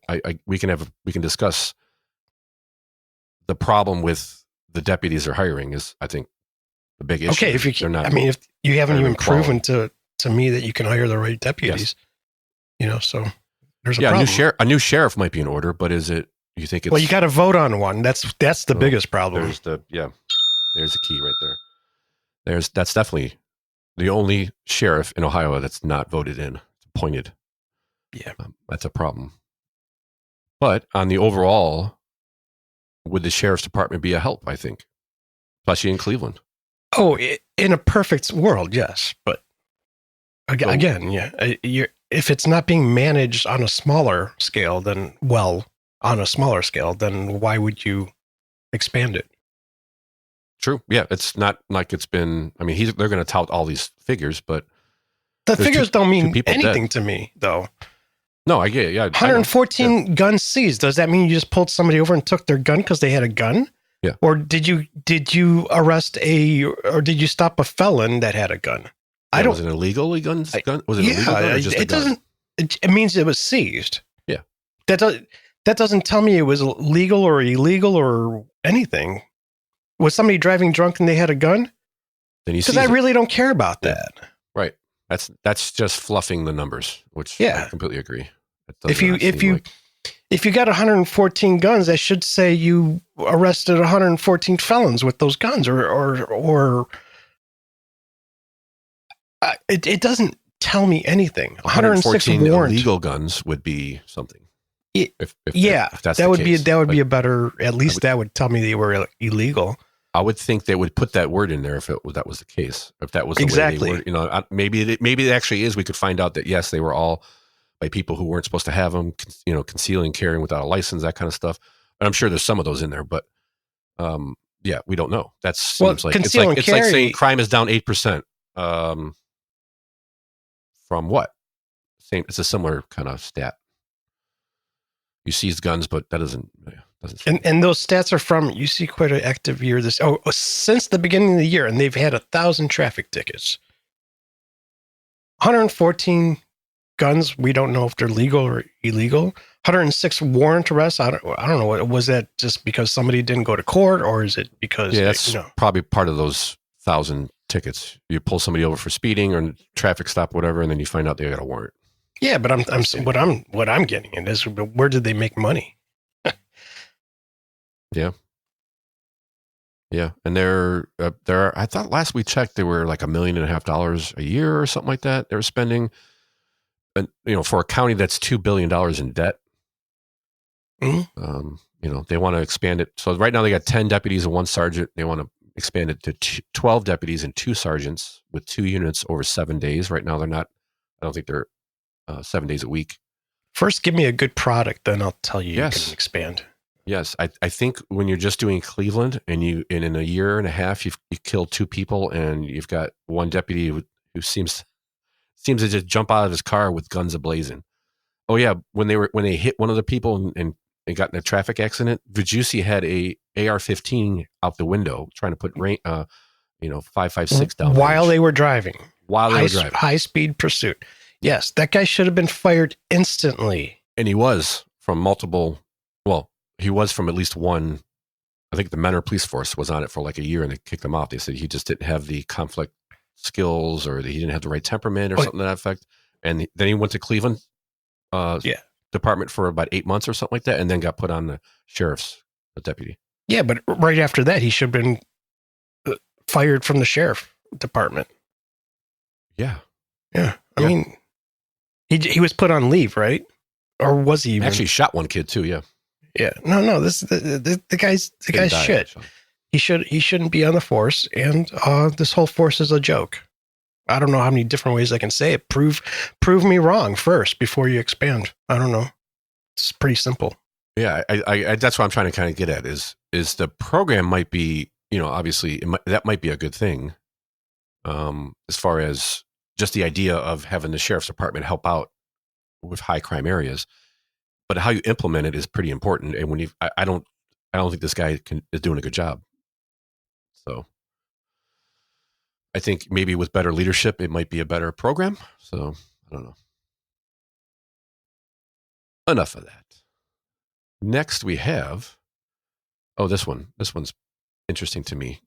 There is is it a bill? Did I read that correctly? They want to make it, yes. So they want to, state lawmakers are trying to approve community power pilot. So this is we're talking about AI and data centers. It's part of the issue they want to do this with is because of the lack of power, because of the influx in power. The data centers they're trying to implement so that communities can join together and create their own power. Mostly what they push in this article is solar. But I'm thinking the legislation would be any power, any generation of power. You could do it at a local level. And basically how it works is you would have, like, for what they're pushing is a solar farm. So if your community came together and decided we're going to all pitching together, buy this big solar farm, and then they would put money or electricity into the grid, and they would get credits back. That I don't like, but you can have a gas generating plant if you want. Yeah. I'm thinking, can I get a little nuke plant in the backyard one day? Yep. Now, what I don't like about it is I have to give the power to the power company, and then they give me a credit. I think that's kind of how it works if you get it on your house now too. It is. And I'm not sure there's a lot of other ways to do it safely and effectively than that because of the way the system is. But yeah, okay. I mean, yeah, I'm not sure. Yeah. I mean, it seems to be just a little bit difficult. If you were powering your house, how would you get the excess? And, you can have batteries. Yeah. My neighbor's got a couple doors down, has solar, and he rarely collects enough from the sun to do the whole month himself. it seems like he always has to pay a couple of dollars. So I guess on a larger scale, he could. I mean, he's got like a garage with solar panels on it. Yeah, I think that's a way to do it. You can do it with a battery. It's a lot, and then if you fill your battery up, and then a lot of times it will switch over to powering the grid, and you get a credit. Right. In a lot of cases, it's different. We got a couple people around us too that have it on their house, which I think is, cool. But when I see them, all I see is my tax dollars going to your tax credit to put somewhat useless most of the year. Probably a little bit of that. I think they're getting cheaper and cheaper. I still don't think it's worth, unless not in Ohio. Yeah, I mean, it depends on what you're doing. If you've got some land, and that's kind of one of the things in this legislation they're talking about is farmers. In one case, they bring up a farmer that can't really farm anymore. Right. And one of his solutions is, well, I'll take my land that I have and put solar farm in it, and I can make money that way. I can survive lease that way. it. Yeah, lease the land. I get power. I don't have to pay a power bill anymore, and they're paying me for my land, and I don't have to farm it. Yeah.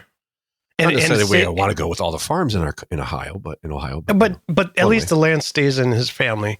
Yeah, there's Yep. And it stays as farmland. It's not dug up to put buildings in with all that. Take that good soil out, and then you got to do something with it. But also, they even if you're still farming, having farmers don't make a lot of money. So being able to cut your power bill to almost nothing and power your farm and do all that stuff could be a huge benefit. I think it's kind of a good idea. And I want a nuke plant in my backyard. I know the exact spot for it. The only bad thing about it that I've read was that if you got a lot of, if they build a pretty big solar farm, that you won't be able to farm on it again right away. If they ever took those off, you would have to wait a while, or there'd be a lot of work to get it back to farmland. Yeah, because it's basically covered from the sun for. Yeah, it's that, and it's also the machinery that went on it, because you get some heavy machinery on land. It doesn't. It's not the best thing for it. Yeah, sure, but it's still better than I think putting a data center on it. They just take all that dirt and put it. Yeah, but that's where a lot of this power is going to go, right? It's because of those is one of the reasons they keep pushing forward on this thing, is because they're looking everywhere for what we can do to get more power in Ohio, it seems like. Yeah, but the solar farms that they do have going on in Ohio already, or that are in the plans, are basically for the solar, or for the data centers, I should say. Yeah. And we're not going to see any benefit from that if not something that's not good is probably going to raise our prices anyways. Well, if they're building their own solar farms to subsidize their data center, that could be a benefit. If the company, like the Google or whoever, is going to put a solar honesty farm to subsidize. If there's some honesty there, I don't trust any of these corporations. No. I'm just saying it could help in certain ways, but they'd actually have to do it and do it right. All that other stuff. But as of right now, with all the secrecy around all these data centers, it doesn't seem likely. Right. Well, why does AEP oppose the idea? That's what it says in the article. AEP, but Ohio's monopoly utilities oppose the idea. Ohio AEP, an industry group representing I have no idea, criticizing the argument, the arrangement. Yeah, I don't know. It's interesting though. I think you should. I mean, what the heck? Get a rural community together, put a wind farm, a solar farm, a gas plant. Heck yeah. Autonomy. I like it. All right. Next we have, what do we got next, Tom? What do we got next? Oh yeah. This next bill is something that kind of touches on something we had talked about not too long ago, which is a failure to identify bill they want to put in Ohio. So we got Sharon Ray from Wadsworth, a Republican, who is it was co-sponsored Bill 492, which would increase the penalty for not telling the officer giving the officer your identity in a traffic stop. And let's see here. They have, so here's a little clip here from from her, just some of her in this clip about what the bill's about, and it's not that big of a deal, right? I mean, come on, can't be that much. I mean, it's just your identity.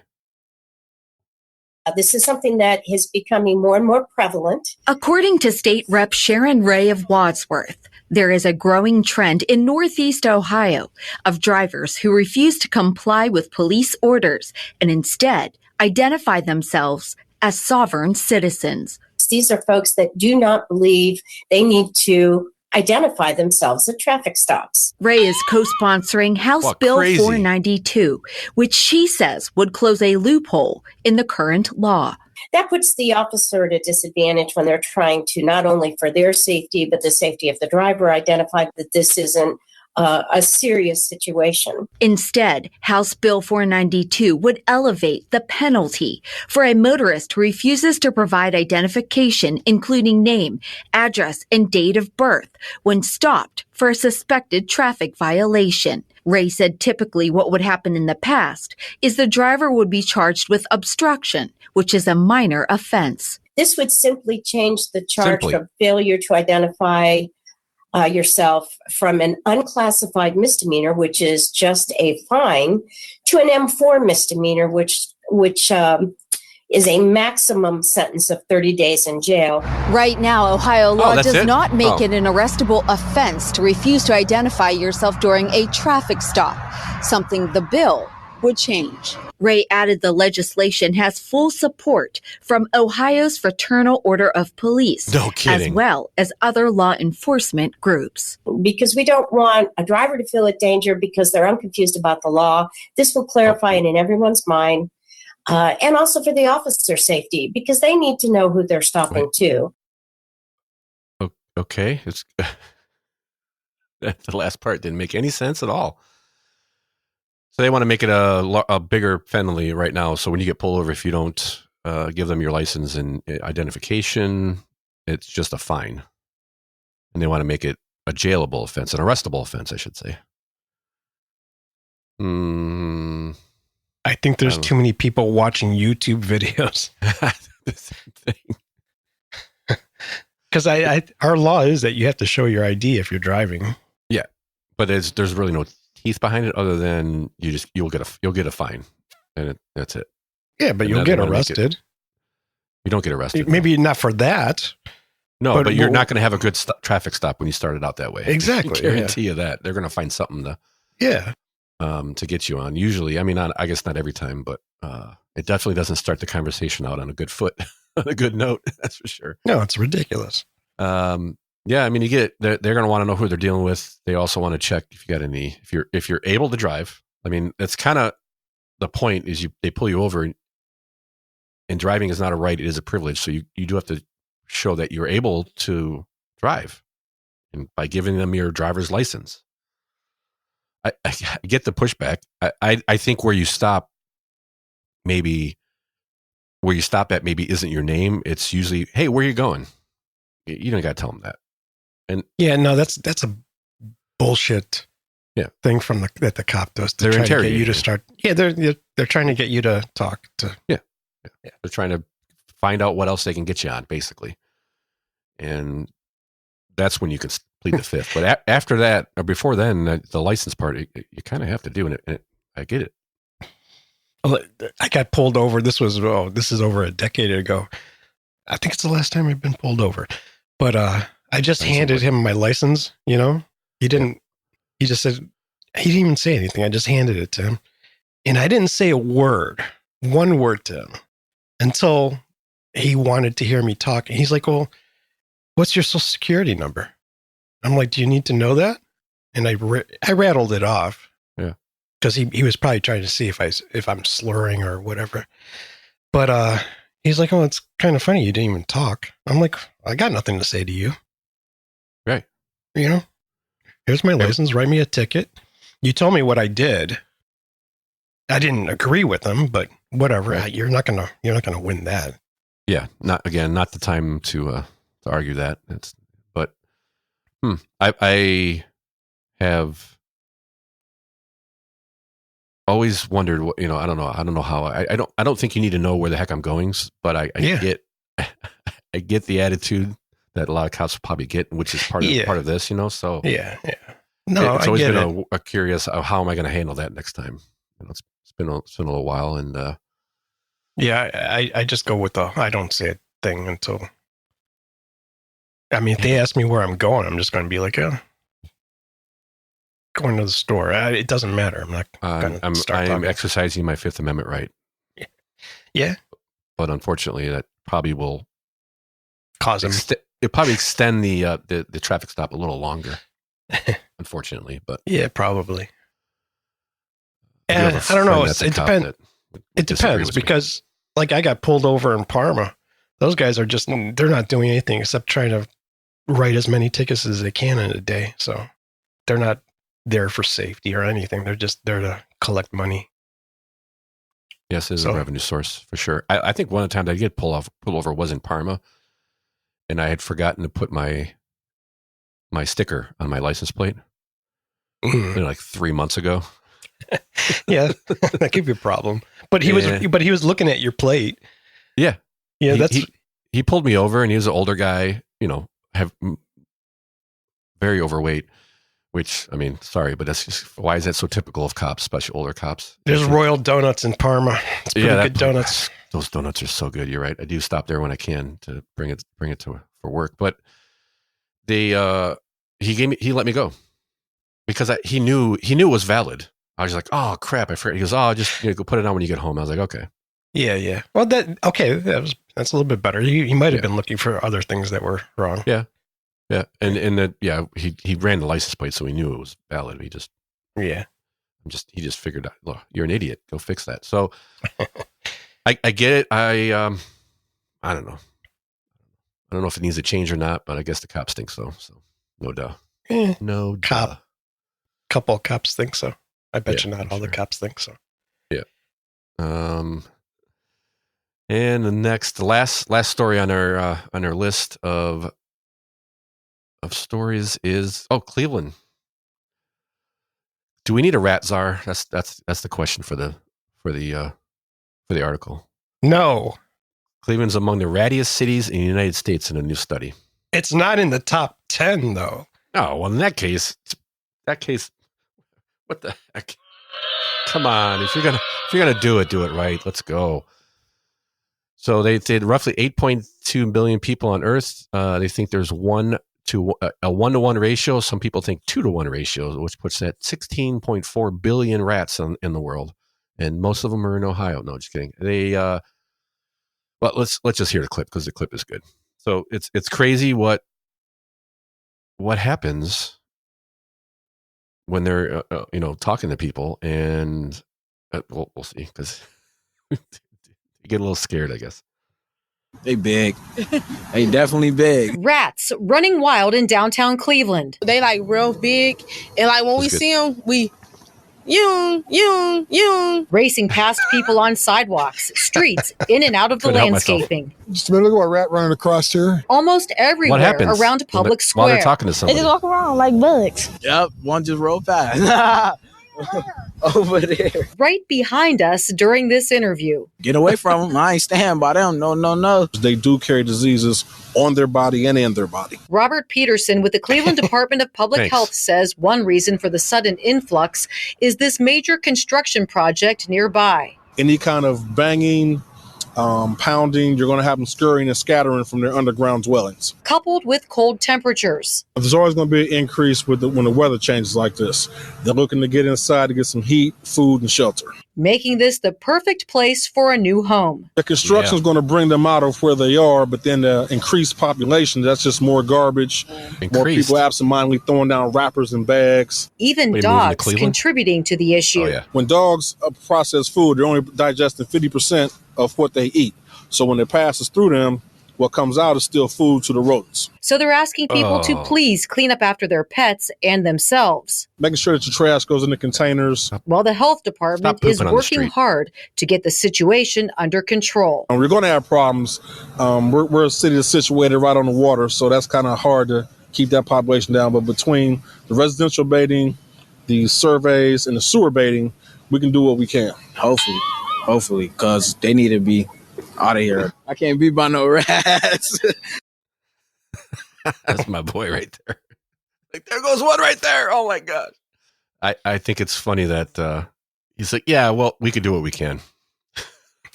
I'm not making any promises, but yeah, first of all, stop throwing your crap on the ground. That could help. And, keep the feces on a limited basis on the sidewalk. It might help too. Human feces too. Yes. Yeah, exactly. They'll take it. They're not picky.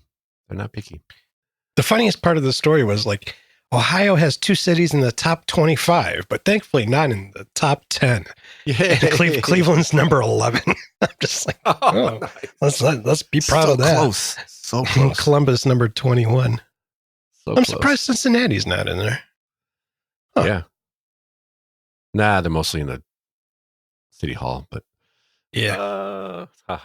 Funny. So yeah, I don't know. It's a ratty city. It's a city. I mean, you're gonna have a rats, and they're not as big as in New York, I guess. So they can, yeah. Not. See, you didn't. You buried the lead, Tom. We are number 11, but we were number 10. Right. We've gotten actually better, or has Denver gotten just that much worse? Because they went. Oh, Minneapolis was 11. So. The rats living so in Minneapolis. So cold up there. San Francisco, New York, Denver went up 4 spots. That's a lot. Yeah. Oh gosh. No, down 4 spots. Well, that's up the worst ladder. They went down. I'm thinking they went 4 spots. Yeah, which since 2020. Okay, so I'm thinking 14 to 10 is -4, but okay. I think it's 6 to 10. I don't know. I think plus I don't know. It could be either. But Los Angeles is number 1. Chicago looks like they're just swapping. Los Angeles, Chicago. Well, New York's holding about 3rd. Right. New York's holding 3rd, and so is San Francisco holding 4th. Strong. Hartford, Connecticut, must be. They went 8. Plus 8. Yeah, that would mean it's up from the top because So plus 8. Jeez, the heck. Go Hartford. Oh, look at plus 13, Tampa. Oh my goodness, they're pulling into the top 25. All right, Tampa. I wonder why. I wonder what makes it change, and how do they count them? Yeah, they can't. But it's a guess. They're just they are gross. Just a guessing. So we have a couple more stories, and of course, it is part of our. We bring good things to life. This one we got a couple stories to touch on real quick. One is heartfelt story. Northeast Ohio cancer survivor turns daily hospital work into mission of hope. So actually, I think I know somebody who's done this too. But this guy apparently has been a transporter in the hospital. She's the person who'd come in, and if you go to your room to a procedure, an X-ray, a CAT scan, or something like that, you have to be in a wheelchair. This person is a transporter, so they push you around, take you there. And says he's been doing it for 30 years. Is it 30 years? Okay, Yeah. he's 65 years old. His name is Tony Holland. He's doing a good thing. Yeah. Yeah, for nearly 30 years, Holland has worked as a patient transporter at the same hospital where he received his cancer treatment.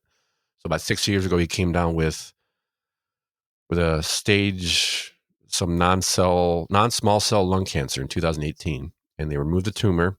Oh, he was doing this before. Yeah. Oh, okay. Yeah. I misread this thing. Okay. Yeah. I when I got into it, I figured it was after his surgery, and he became, but no, he's been doing this for a while. Right. But now he gets to add a little more to his repertoire, as you might say. So he enrolled in they did some surgery. He enrolled into a clinical trial analyzing his tumor, and along with some precise medicine and some standard chemotherapy, they got rid of it. It's been 6 years, cancer-free, no remission. And now he gets to, console people, because what he's saying is, wow, people get scared. I think he gets to give him hope. Yeah, it gives them hope, and I've been through it. I know what you're going through, this, that, and the other thing. it's a good story. I check it out. Mm-hmm. And good for him for doing that. I mean, it's pretty cool. And they go on. There's a lot of stuff about lung cancer screening. Go get your lung cancer, especially if you were a smoker. Check it out. This is Lung Cancer Awareness Month. Yep, that was kind of the part of the article. Yep, lung cancer. Thank you. I forgot. I conveniently left that out. Most important part of the story. The disease causes 1.8 million deaths worldwide each year. So go get your. I saw something on the news the other day too. They were saying most of the people getting not most of the people, but I guess there's been a huge uptick in younger and middle-aged women. Nearly 20% of the new diagnoses today occur in people who have never smoked, and most of them are women. So it's really? Yeah. And they were blaming it on the strange things on the news. I didn't buy what they were blaming it on, but not strange things, but I didn't buy what they were blaming it on. It just seemed too, like, if it's affecting them, why isn't it affecting us? Like they were blaming it on pollution, and it's like, well, I breathe the same air. It was interesting. Well, it's interesting. I'm kind of curious as to why that's happening. Yeah. Wow, that's a good point. I didn't. Only women has seen a spike. Yeah. They do have quite different biologies in a lot of ways. Maybe that's part of it. But yeah, pollution doesn't seem to be. They were even blaming it on climate change. And I'm like, how's okay? I can't believe I didn't think of that first. Yeah. Well, climate change. You have to blame everything on anything bad. You have to blame it on that. Yeah. So Lung Cancer Awareness Month. Go get your screenings. If you are a former smoker in the last 10 or 15 years, they say you should probably get some screens. Check it out because early detection is key. Yep. All right, last on our list, AC/DC is coming to Ohio. I was going to say Cleveland, but no, they're not coming to Cleveland. They're going to be at the Ohio Stadium at the Shoe, and tickets went on sale yesterday. Okay. They're not even coming to Cleveland? Nope. Nope. Got the whole list right here. They're not coming to Cleveland. As close as they're going to come. I'm going to check it again, make sure I didn't miss it. No, Charlotte, Cleveland. They go on to Wisconsin. They're doing a shorter tour then, or they're just doing a stadium tour. Yeah. Well, we have a stadium here. Yeah, but I mean. Yeah, they can't. I mean, they're old. Yeah, they're going to make more money doing this, and they are old. I've seen them 3 times. I wouldn't go see them again, just because they are old. Who's left? Is there? Well, the only guy. I think there's Angus and there's Brian Johnson. Yeah, but the other two. Malcolm died, and I think the drummer died too. So, okay. I forget. Malcolm died for sure. I forget if the drummer or they just replaced him. I forget. Okay. Yeah. So coming to the Shoe, and I wonder if sold out yet because it went on sale yesterday. By the time you hear this, who knows? There's 100,000 in that place. You could put in 90. Oh, probably got to be 100,000 if you include the field. And, they are something incredible because they just. I think every concert I went to, and the last time I went to see them was, I think, in about 2003 or so. It was a while ago. I think they just sell out every time, man. And it's the same show. Well, yeah, they did have an album out not too long ago, but but it's basically the same, kind of the same show with a couple songs mixed, new songs mixed in. So for a show, largest crowd at Ohio Stadium was for Buckeyes overtime victory for Michigan, and that was 110,000. So but they're gonna close off half the stadium. They close off the large. Well, yeah, there's the whole just the way closed. Yeah. Just the way the stage is set up and everything. Though they're gonna knock it down to 60,000 or so, and I bet you they'll sell out. Good. Be a good place to see a show. Maybe I don't know. I think it would be a. I don't like stadiums. I guess it depends on where you sit. Yeah. I mean, one of the worst shows I've ever had was in the arena. Was in the queue or in the Gund or whatever. It's never. I've been to a handful of shows there, and they've all sounded like crap. So I just won't go again. Best shows I've been to is Blossom under the in the pavilion. It's the best shows I've seen because it's made for music. Best sounding shows I've probably seen. Yeah. Front Row was actually a pretty good sounding venue at the time. Yes. And the music hall. There's, I just went to Akron Civic Theater. I've played there. And I've seen a couple of shows there, and that's a good sounding room, and it's a good sounding room for you when you're on stage also. Nautica is a good sounding stage and venue, I think. Yep, and there are a few times there, Yep. Again, made for music, or made for concerts, made for... Yeah, they're... Arenas are not.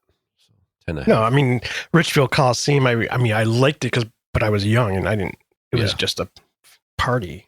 So, I didn't notice this. I think the last band I saw was Van Halen at the Cleveland Arena, and it just sounded like crap. Yeah, I mean, it wasn't them. It was just where I was at. It just sounded garbage. Yeah, and stuff. yeah. So you could, to your point, you won't get that, but I guess I don't think I'm thinking about it. I don't think I've ever been to a concert at a stadium. I never have. No, I never have. I wish I had. Back in the day, I was probably, I'm going to guess I would have been in my 20s, but when the Rolling Stones probably did their last tour, and the Who I would have liked to see, and the big one was Pink Floyd. I wish I would have gone to see them. Oh, yeah. That would be a concert. Yeah. Wow. Yeah. That's a good one. All right. I think that's it. Thank you everybody for listening. Really appreciate your time, and send us your notes, crookedrivercast@gmail.com. Check us out at crookedrivercast.com. Check out all these stories. We're going to start putting some of our clips up there, or where we're getting our clips from, trying to include some of those as we grow the website. I want you to check it out, and tell your friends, please help us grow the show. We really appreciate it. And that is show 34, Tom. That's it. I just want to thank everybody for listening, and we'll talk to you next week. Peace.